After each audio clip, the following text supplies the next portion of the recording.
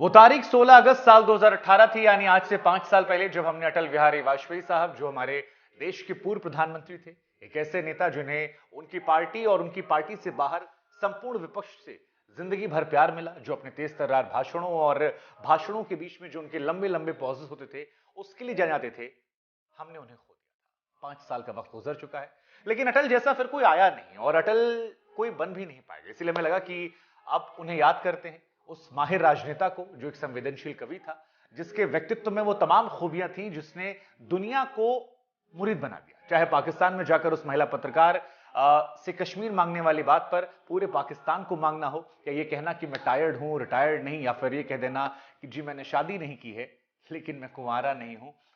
बहुत सारी बातें, उनके तर्कों, उनके बातों में जो एक विटीपन था, वो अटल जी को खास बनाता था, और यही वजह थी कि अटल जी सीधे लोगों के दिल में उतरते थे।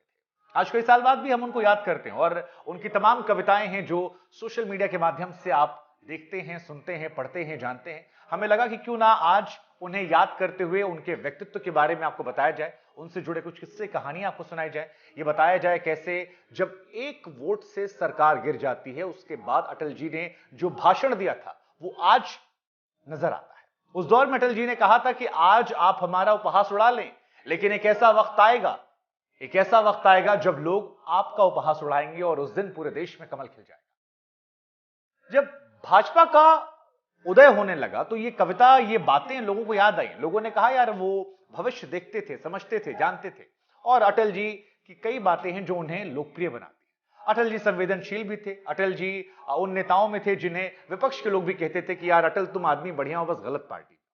तमाम चीजें थी। एक बार उनसे पूछा गया, जो इसका जिक्र भी हमने किया, कि आप ब्रह्मचारी हैं? तो अटल जी ने बड़े मुस्कुराते हुए कहा कि देखिए जी, मैं अविवाहित हूं लेकिन मैं कुंवारा नहीं।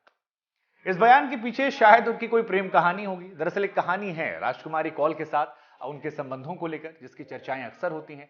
वो कहानी हम आपको किसी और वीडियो में सुनाएंगे, लेकिन आज हम आपको अटल बिहारी वाजपेयी साहब की जीवन गाथा और उसके व्यक्तित्व के बारे में बताते हैं। सबसे बड़े सर्वोच्च नागरिक सम्मान, भारत रत्न सम्मानित पूर्व प्रधानमंत्री अटल बिहारी वाजपेयी साहब दिल्ली के एम्स में अपनी अंतिम सांसें ली थी। 94 उम्र की आयु तक उन्होंने जिंदगी जी।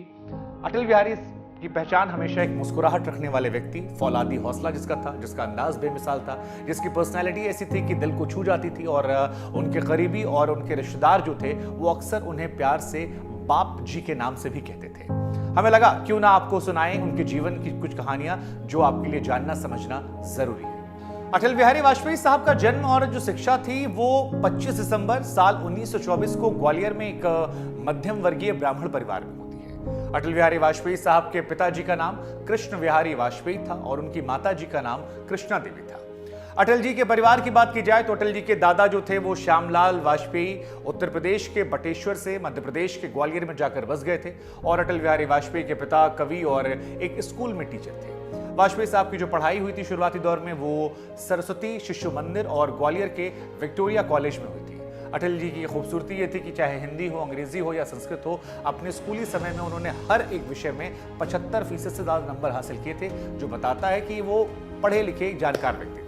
हम आपको बता दें कि अटल बिहारी वाजपेयी साहब ने अपने पिताजी के साथ ही लॉ की पढ़ाई की थी। वो किस्सा भी बड़ा दिलचस्प है, कैसे कानपुर के डीएवी कॉलेज में लॉ में डिग्री लेने की इच्छा में पिता को बताई, और उसके बाद पिता ने भी अपने बेटे के साथ लॉ की डिग्री लेने के लिए एडमिशन लिया। और सबसे हैरानी की बात तो ये कि लॉ छात्र के रूप में बाप बेटे एक हॉस्टल में, एक कमरे में रहा करते थे। ये भी अपने आप में अपवाद है, ऐसी कहानियां आपको कहीं नहीं मिलती।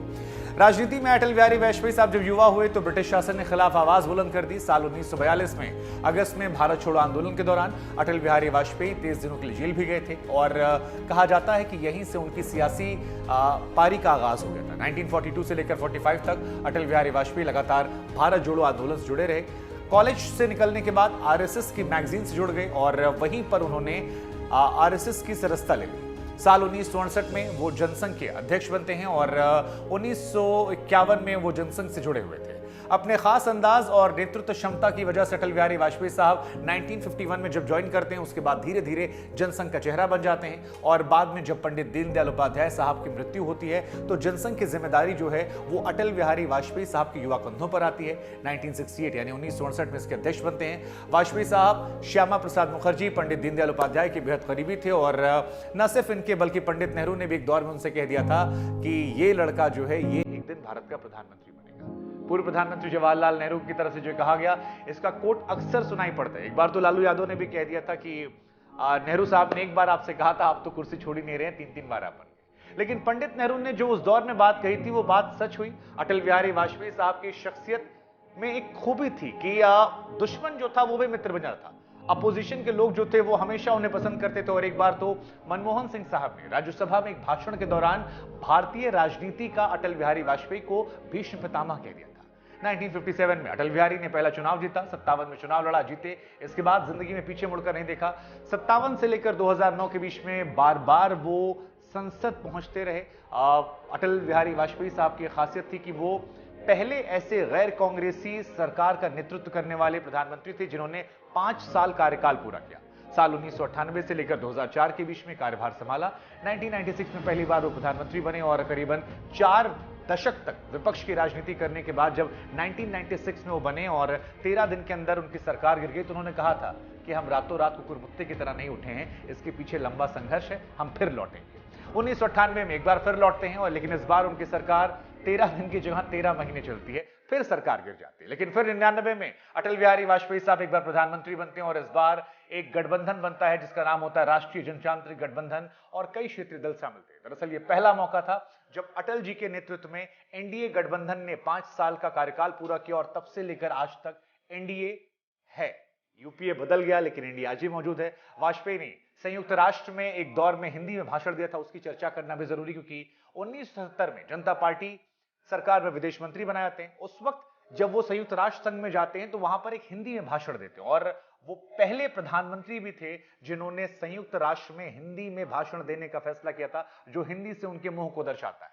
अगर आप भारत को परमाणु शक्ति मानते हैं तो उसमें अटल बिहारी वाजपेयी को आप याद करेंगे क्योंकि अटल बिहारी वाजपेयी साहब ने उसकी इजाजत दी थी। खास तरीके से अंदाज में बोलने वाले अटल बिहारी वाजपेयी साहब वैसे मधुर थे लेकिन अक्सर कड़े फैसले लेते थे, बड़े फैसले लेते थे। और एक बड़ा फैसला उन्होंने साल 1998 में लिया था जब केंद्र की सत्ता संभालते देश ही नहीं बल्कि पूरी दुनिया को हिलाकर रख दिया था। अटल बिहारी वाजपेयी साहब ने प्रधानमंत्री रहने के दौरान न केवल परमाणु परीक्षण को हरी झंडी दिखाई बल्कि इसे सफल बनाकर भारत को परमाणु संपन्न बनाने में एक महत्वपूर्ण भूमिका निभाई और यह भी कहा कि हम हमला नहीं करेंगे लेकिन हम उन लोगों में भी नहीं है कि कोई हमें सताएगा तो हम सहते रहेंगे, हम फिर पलटकर जवाब देंगे, लेकिन पहला हमला हमारा नहीं होगा। तमाम कविताओं के जरिए गहरी गहरी बात कहते गए, अपने विचारों को कविताओं के माध्यम से रखा और उनकी कविता उनके लिए जंग में हार नहीं बल्कि जीत की घोषणा की तरह है। वाजपेयी साहब एक ऐसी शख्सियत जिसे सियासत से, कविताओं से, कुदरत से हर तरीके का लगाव था। अक्सर वो छुट्टी मनाने मनाली जाया करते थे। दिसंबर 2005 में अटल बिहारी वाजपेयी साहब ने पॉलिटिक्स से रिटायरमेंट का ऐलान किया।